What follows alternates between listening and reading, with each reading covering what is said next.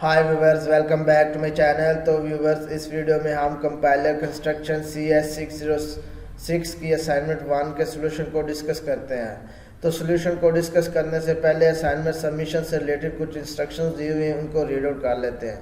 तो असाइनमेंट जो सबमिशन की जो लास्ट डेट है वो 1 जून है, मतलब कि हम 1 जून तक अपनी असाइनमेंट को सबमिट करवा सकते हैं।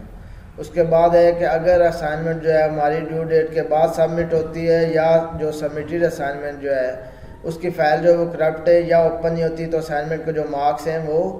ज़ीरो लगेंगे। और असाइनमेंट को डेवलप करने के लिए जो रिकमेंडेड टूल कहा गया, या तो हम MS वर्ड को यूज़ कर सकते हैं या MS पेंट को यूज़ करते हुए असाइनमेंट को डेवलप करेंगे। असाइनमेंट को डेवलप करने के बाद जो असाइनमेंट सबमिशन होगी वो MS वर्ड की फ़ाइल में ही सबमिट होगी। तो चलते अपने टास्क की तरफ। तो पहले टास्क में कहा गया है कि for the regular expression below construct N NFA using Thomson's construction, मतलब कि थॉमसन कंस्ट्रक्शन एल्गोरिदम को यूज़ करते हुए हमने इस रेगुलर एक्सप्रेशन से NFA को कंस्ट्रक्ट करना है। तो NFA को कंस्ट्रक्ट करने से पहले हम थॉमसन कंस्ट्रक्शन के कुछ रूल्स दिए हुए हैं, उन रूल्स को रीड आउट कर लेते हैं ताकि हम जो जब असाइनमेंट को बनाएं तो हमें आसानी हो जाए बनाने में, उसको समझने में। तो पहले रूल में कहा गया है कि the NFA representing the empty string is, अगर हमारे पास जो है वो रेगुलर एक्सप्रेशन में एम्प्टी स्ट्रिंग होगी तो उसके अगेंस्ट जो NFA कंस्ट्रक्ट होगा वो इस तरह से होगा कि हमारे पास जो है वो इनिशियल स्टेट मतलब कि स्टार्टिंग स्टेट होगी और उसके बाद फाइनल स्टेट और ये एप्सिलॉन आएगा। और इसके बाद दूसरे रूल में कहा गया है कि अगर हमारे पास जो रेगुलर एक्सप्रेशन वो सिर्फ करैक्टर हो, मतलब ABCD, मतलब इन करैक्टर में से कोई एक करैक्टर हो, तो उसके अगेंस्ट जो NFA कंस्ट्रक्ट होगा वो ये होगा कि इनिशियल स्टेट हमारे पास 0 है और A आ जाएगा, फिर उसके बाद जो ये फाइनल स्टेट आ जाएगी, ये जो 1 दिया हुआ है। और थर्ड रूल में कहा गया है कि the union operator is represented by choice of transition from A node, दस A और B can be represented A, मतलब कि अगर हमारे पास जो है वो दो करैक्टर आ जाए और उनमें जो यूनियन ऑपरेटर में आ जाए मतलब A या B, तो उसके अगेंस्ट जो हमारे पास जो NFA जो कंस्ट्रक्ट होगा वो ये होगा कि 0 स्टेट, उसके बाद या तो वो A होगा या उनमें से B होगा, मतलब एक होगा, तो इसके बाद जो फाइनल स्टेट की तरफ उनमें से एक ही होगा, या तो एट ए टाइम A होगा या B होगा। और इसके बाद जो है concatenation simply involves connecting one NFA to other, मतलब कि अगर हमारे पास जो एक से ज़्यादा करैक्टर दिए हुए हैं तो उनकी जो NFA होगी वो हम कंकैटिनेशन से करेंगे, NFA में कंस्ट्रक्ट करेंगे। पहले हमारे पास जो 0 स्टेट से 0 इनिशियल स्टेट है, यहाँ से लेके 1 तक हमारे पास A होगा, फिर उसके बाद जो है वो कंकैटिनेट करेंगे B को 0 से 2 तक जो फाइनल स्टेट है, इन दोनों को हम कंकैटिनेट करके ये हमारे पास जो NFA कंस्ट्रक्ट होगा। और ये जो हमारे पास जो फाइनल है ये हमारे असाइनमेंट में भी यही यूज़ हुआ है। ज़्यादा इसके जो है क्वेश्चन मतलब कि एक्सप्रेशन यूज़, रेगुलर एक्सप्रेशन इसकी ज़्यादा यूज़ हुई है, जिसमें हमारे पास अगर करैक्टर में जो है वो करैक्टर की पावर जो है हमारे स्टैटिक में आ जाए तो उसके लिए हमें 4 जो है वो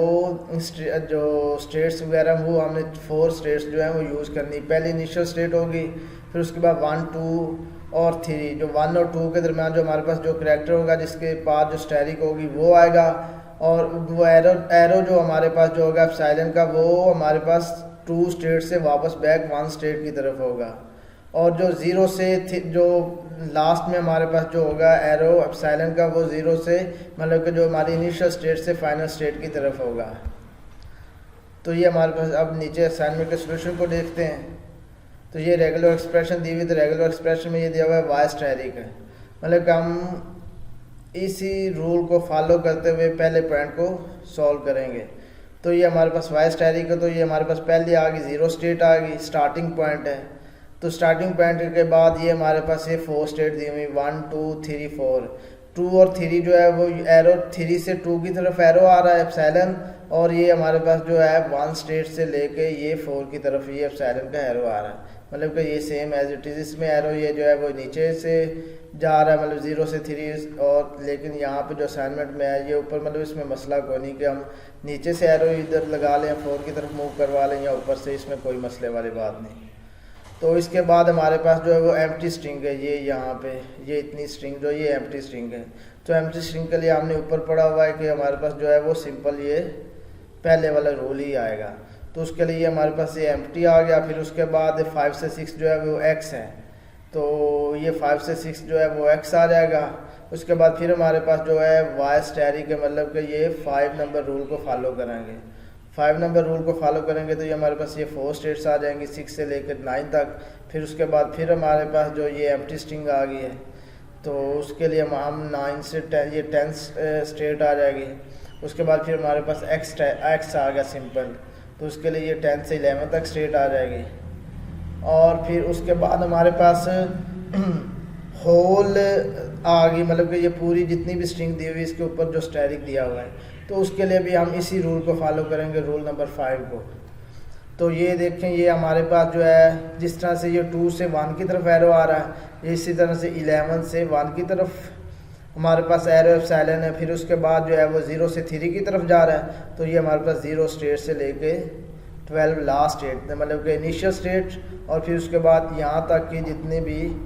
हमारा एक्सप्रेशन है उसकी जो फाइनल स्टेट है वो यहाँ तक एरो आ रहा है। फिर उसके बाद हमारे पास फिर ये वाई स्टैरिक है, और सेंटर में हमारे पास एम्प्टी स्ट्रिंग है। एम्प्टी स्ट्रिंग की ये हमारे पास आ गई एक स्टेट, उसके बाद हमारे पास यहाँ तक आ गई। फिर उसके बाद फिर वाई स्टैरिक है, तो उसके लिए जो हमारे पास ये 4 की फिर दोबारा 4 स्टेट्स आ गई, 13, 14, 15 और 16 वाली, मतलब कि 13 से 16 तक एप्सिलॉन, और हमारे पास 15 से बैक वापस 14 की तरफ है, और ये हमारे पास वाई वाली स्टेट है। तो ये हमारे पास एक क्वेश्चन को सॉल्व हो गया। इसके बाद दूसरा टास्क दिया हुआ है, तो उस टास्क में कहा गया है कि use subset construction algorithm to find DFA for the NFA constructed in task 1। मतलब कि जो हमारे पास ये जो हमने NFA थॉम्सन एल्गोरिदम से NFA को कंस्ट्रक्ट किया है, इस NFA से फर्दर हमने सबसेट कंस्ट्रक्शन एल्गोरिदम को यूज़ करते हुए DFA को कंस्ट्रक्ट करना है। तो यहाँ पे हमने हमारे पास जो है वो NFA स्टेट से हमने DFA स्टेट को ये कंस्ट्रक्ट कर लिया है, और इसको कंस्ट्रक्शन के बाद हमारे पास